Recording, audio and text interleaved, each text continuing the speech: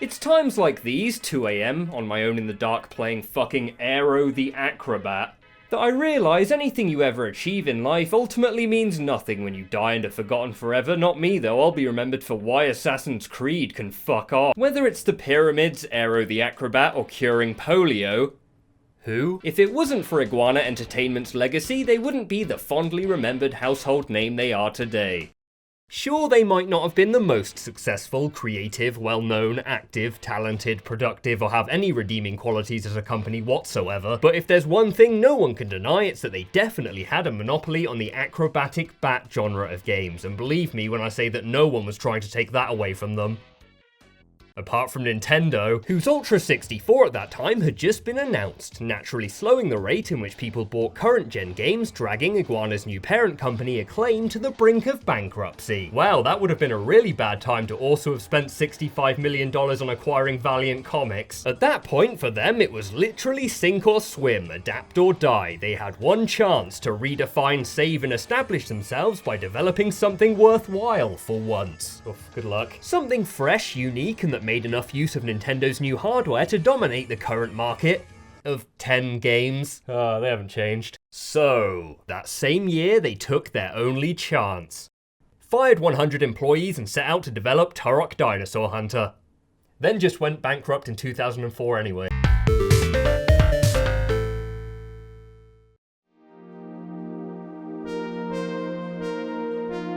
The year is 1997.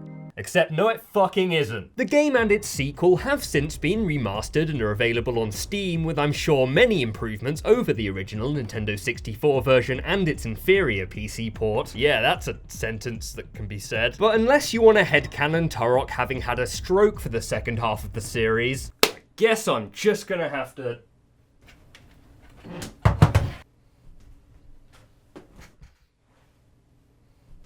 To buy some time and add context though, stepping back, Turok Dinosaur Hunter comes from the comic series of the same name. You'd think you'd have to be fucking brain dead to need that explained. When I first was put in charge of the Turok project, it was based on a Valiant Comics publication called Turok Dinosaur Hunter. Conceptually, the series up until this point was fucking genius. It always had as much depth as you personally wanted from it. Looking in from the outside, there's a dinosaur, there's a hunter, his name is presumably Turok. At that point in the visual transaction, there's no one who doesn't know what this is, what it's about, or who aren't 100% down with what's about to happen. The story, characters, and lore are deep, but they don't need to be, which is why it worked so well as a comic and why I assume die-hard fans in the industry fought so hard for the chance to translate what they loved so much into a faithful, interactive video game. They said, let's find one of the ones that's actually a pretty consistent seller, one that we think's got some potential.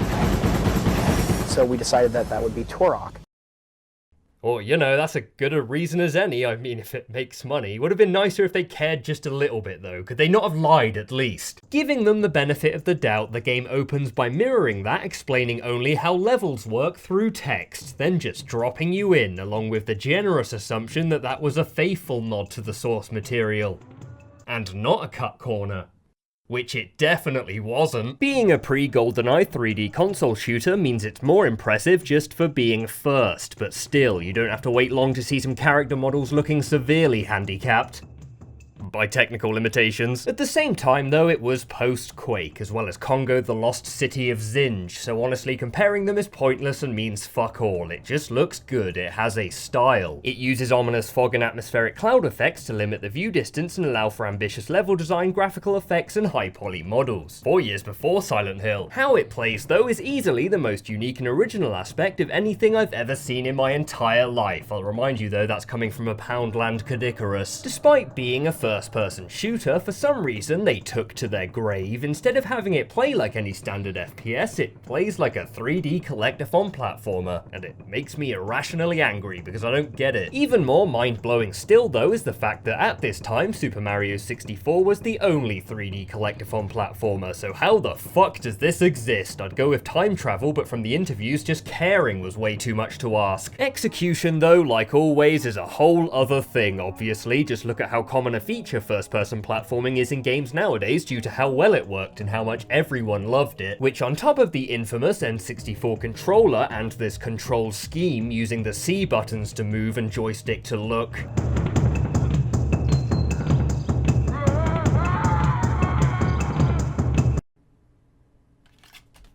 There's coins, lives, platforming, collectibles, bosses, an overworld, level keys, and platforming. If it was just that on its own, it still would have been one of the best games on the N64 easily, but then there's also the guns and killing on top of that as well, which is as good a part of the game as the collecting and platforming, although it never isn't, especially now after having fixed the controller situation. It's intense and fast, clearly, but it helps that there's like a million different guns that are all unique and change the way you have to go about the killing. Seriously, there's like 16 of the things, which is pretty much a million. Sure, in later stages it makes scrolling through the fucking catalogue trying to find the one you want feel like navigating an Adobe application, but when you do, oh man, are those dinosaurs and sometimes accidentally innocent jungle animals gonna wish you hadn't.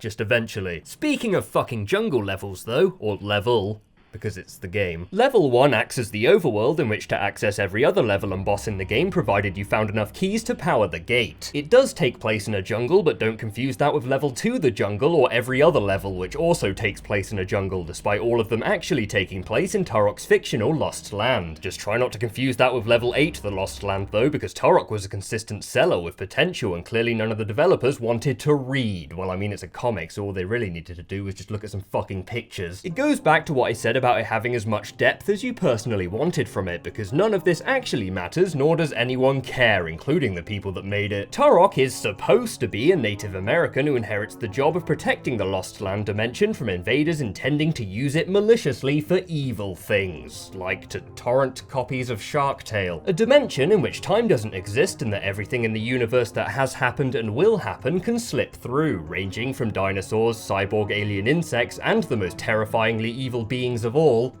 humans. Ooh, edgy commentary. The events of this game take place during an invasion by a villain called the Campaigner, who you must stop by killing, but there's also a way more interesting optional side objective to find and assemble some really well hidden pieces of a super weapon in each level to stop him from being able to. A super weapon broken apart and hidden in the first place to prevent that from happening. I'm getting mixed messages from that. So surely the smart and good thing to do would be to keep it hidden, right? Would having the weapon of mass destruction be the good ending or the bad ending? If it's too powerful for anyone to hold safely and it can't be destroyed, it should be left, right? Although, if I really want to play the game, I am going to have to complete everything, and I mean, thinking about it now, it would be kind of cool to see how it works, seeing as how I paid for the game and it's mine and I can do what I want, fuck you.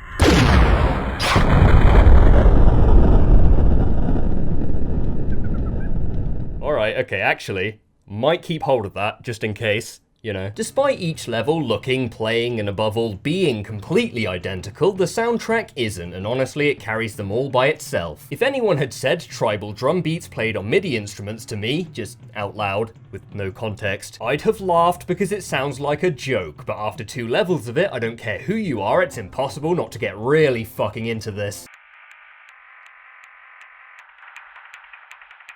To the point where I found myself either humming or thinking of the tune of each level when trying to remember its name over any visual part of the level's design. Maybe that's because it's genuinely good music, or maybe it's because every level is just a jungle covered in all this fucking vomit haze. Hey Jay, we'd really rather you call it atmospheric fog cloud effects.